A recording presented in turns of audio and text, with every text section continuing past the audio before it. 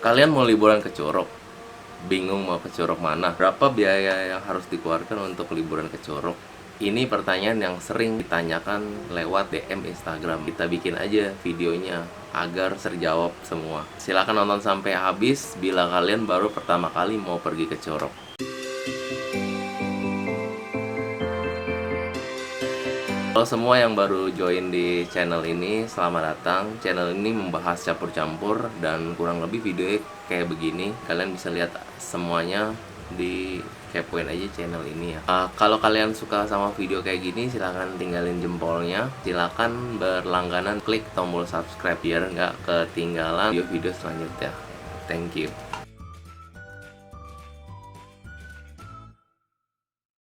Pergi ke Curug tuh cuma ada dua ya, kalau nggak naik motor ya naik mobil, nggak mungkin naik pesawat kan. Dan masing-masing itu ada kekurangan, ada kelebihan. Naik mobil sendiri yang nggak kepanasan, nggak kehujanan, kita tahu ya. Tapi kendala minusnya dari mobil itu di masing-masing curugnya itu akses jalannya itu ada yang nggak bisa dilalui sama mobil gitu, jadi harus menggunakan motor. Dan motor sendiri itu plusnya itu ya kayak gitu, ada akses-akses beberapa yang nggak bisa naik mobil. Naik motor ya bisa sampai ke hampir ke tujuannya, parkirnya tuh deket gitu, nggak perlu ada effort untuk jalan kaki lagi. Minusnya ya gitu, kalau misalnya cuaca yang nggak mendukung, panas ya kepanasan, hujan ya kehujanan. Ada yang emang nggak bisa diakses sama mobil dan diharuskan untuk naik motor. Tapi di sini kan gue sebenarnya curugnya banyak, cuma gue bakalan bahasnya spesifik itu ke sesuai judul yaitu Lewi Hejo. Karena pertama baru beberapa hari yang lalu gue baru dari sono, jadi masih kerekam jelas apa yang gue lakukan di sono dan gue mau sharing itu gitu. Sebenarnya gue udah ke beberapa curug, cuma karena udah lama jadi gue lupa.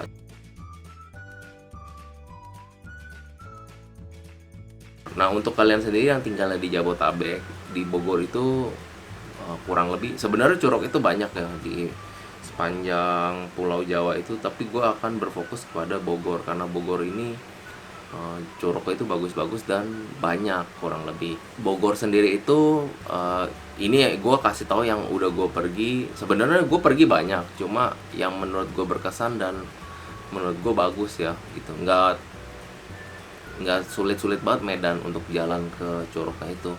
Yang pertama ada Putri Kencana, terus Curug Kiara, Curug Ciampea, sama di Gunung Salak itu sebenarnya banyak ya, dekat Gunung Salak itu, di kaki Gunung Salak.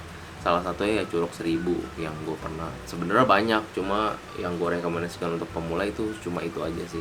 Sama curug yang Lewik sama Ciampea itu di Sentul ya. Dan kalau kalian tanya ke gua, yang paling menurut gua paling bagus dan paling berkesan yaitu Curug Kiara sama Ciampea. Kalau Ciampea itu ada dapet trekkingnya, trekking pemandangan pinus segala macem. Itu buat beginner banget, pemula banget.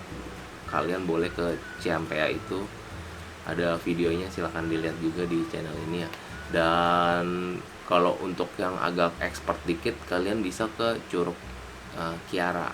Curug Kiara ini mungkin level 3 di atas ini karena jalannya itu terjal banget, tapi nyampe di objeknya itu kalian waduh bakalan keren banget dah pokoknya di situ ya.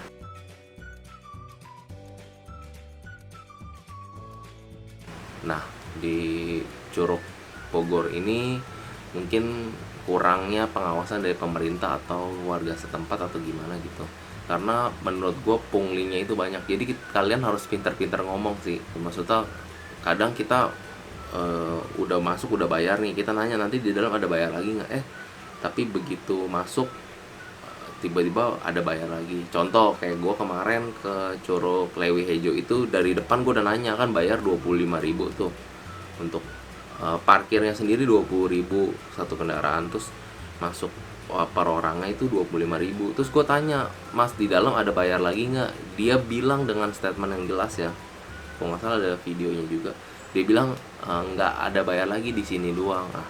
Tapi begitu gue lewatin Lewi Hejo terus mau rada ke atas lagi ke Lewi Lewiknya, tiba-tiba ada satu kayak kantin gitu, malang jalan gitu ya, lewatin kayak pos gitu. Nah terus di situ dijegat lagi, katanya kalau mau lewat sini harus ada pembayaran 10.000.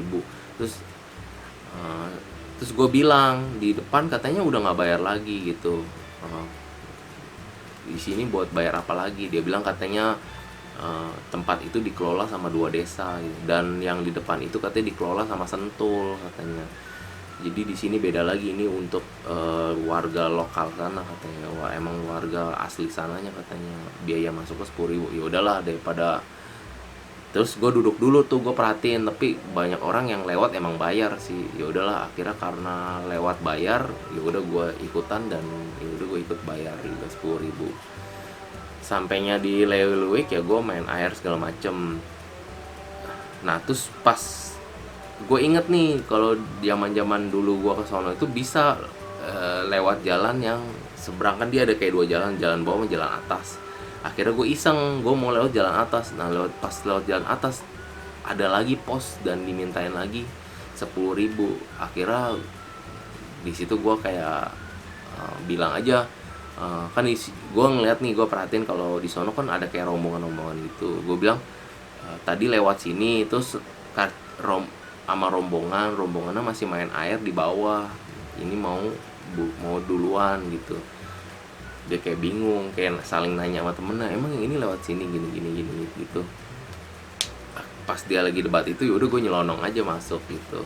Tapi nyampe di sono ternyata benar jalurnya itu beda gitu. Akhirnya gue mesti balik lagi. Dia udah kayak ngeliatnya sinis gitu tuh orang yang di posnya. Udah itu PPG ya, pura-pura gila kan, langsung lewat aja kayak gitu.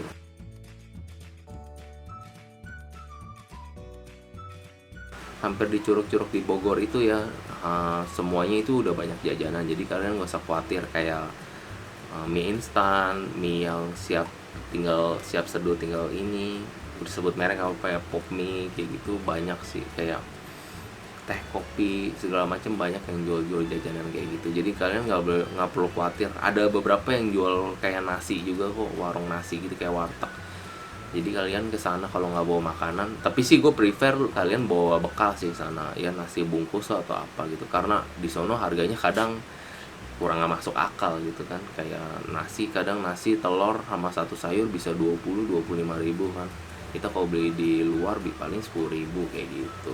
Jadi saran dari gue, kalian bawa makanan sendiri dari luar gitu. Walaupun pagi-pagi biasanya nggak lapar, tapi percaya gue sampai sono tuh pasti lapar, karena trekkingnya yang naik turun sama main air segala macam. Jadi mendingan kalian bawa, dan udaranya dingin di sana, jadi itu pemicu untuk makan lagi gitu. Untuk WC-nya sendiri ya WC layak nggak layak gitu. Untuk ya kalian ke sana ya jangan berharap yang bisa mandinya leluasa segala macam. Jadi kalau saran gue ya untuk tukeran aja dan bilas, asal bilas doang gitu. Boleh bawa sabun, bawa sampo. Gue awal-awal ke Curug bawa sampo, bawa sabun, cuma semakin kesini ya udah gue cuma bilas air doang, karena gue sadar air Curug itu ya air gunung, air bersih juga. Ya udah, malah kadang gue kesana ya cuma tukeran aja gitu, nggak bilas lagi, karena gue tahu air di Curug itu bersih karena dari mata air gitu kan.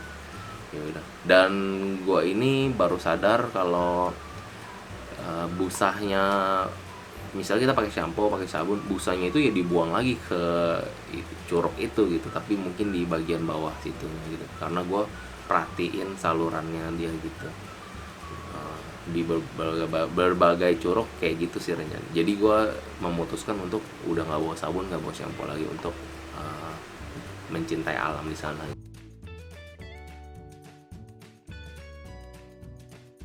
Namanya tempat orang, kita harus mematuhi peraturan sono. Dunya itu ya kita harus selalu permisi, karena kita kan tamu di sono ya.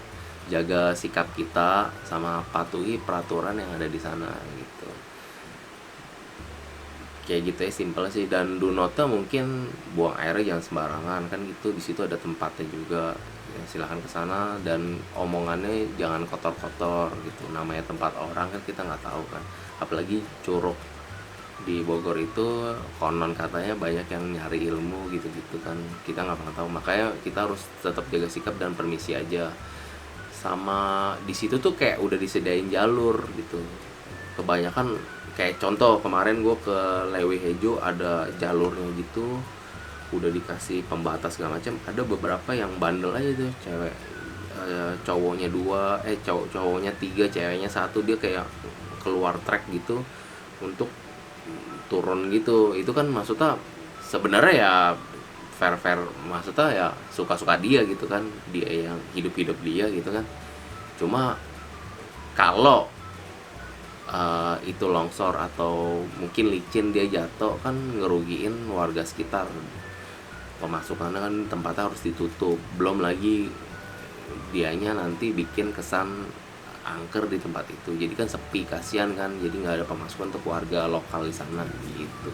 Jadi kalau bisa sih Dunoto ya kalau emang udah ada jalurnya ya ikutin lah jalurnya gitu, walaupun kadang ada view-view yang bagus tapi tetap namanya tempat orang, kita nggak tahu dan kita harus ikutin peraturannya. Kalau emang nggak boleh lewat ya udah jangan lewat kayak gitu.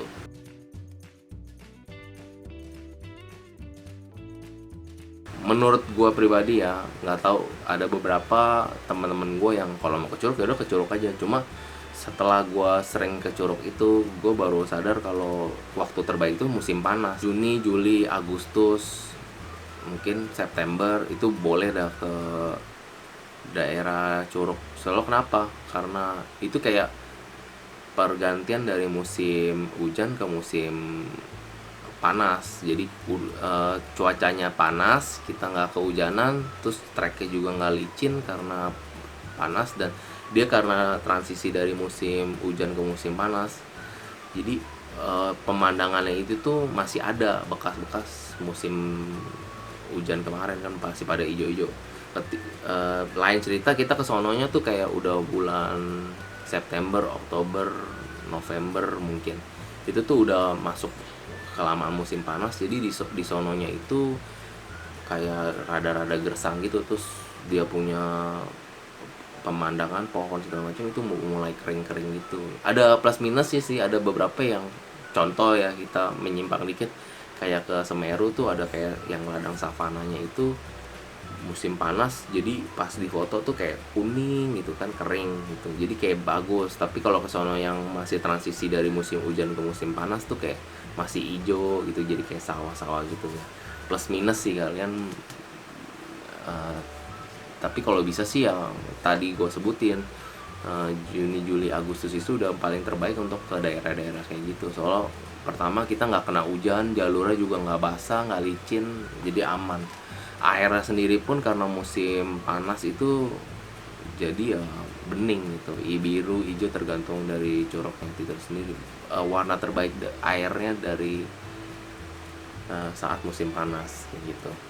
Dan kalau bisa, walaupun musim panas kan pasti masih ada colong-colong hujan juga, kalau bisa ke Curug itu jangan sebelumnya hujan karena nanti arusnya kencang dan airnya itu rada-rada buta. Kalau kalian yang penasaran maksudnya Curug itu kayak gimana, gue ada nih beberapa video di channel ini juga yang pergi ngebahas ke Curug, kayak ngevlog gitu.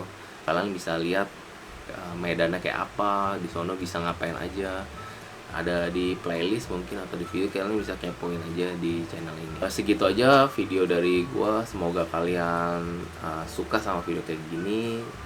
Kalau suka tinggalin jempolnya, kalau nggak suka tolong di komen kenapa nggak sukanya, mas kasih masukan, boleh request juga video kayak gimana yang kalian mau. Nanti kalau emang cocok gue bakal buatin juga. Kayak ini kan banyak yang nanya juga kemarin gue ke Lewihejo, jadi gue bikinin video aja kayak gini. Sampai di sini aja mungkin. Oh ya, di subscribe juga biar nggak ketinggalan video berikutnya. Thank you for watching, see you on the next video.